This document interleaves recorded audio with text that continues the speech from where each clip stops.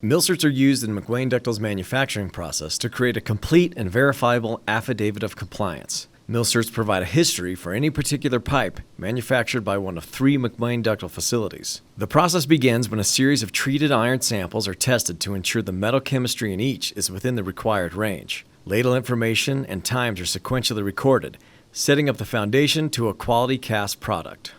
Lab tests are recorded to the casting period they fall within on any given production day. A typical casting period consists of a 30-minute window in time.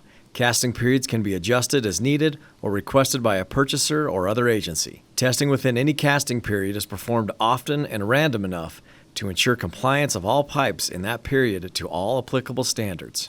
The pipes stay in sequence from this point until they are bundled. Stickers are printed and applied in the proper order. Individual identification stickers are placed on each pipe, containing all the relevant production and testing information for that pipe.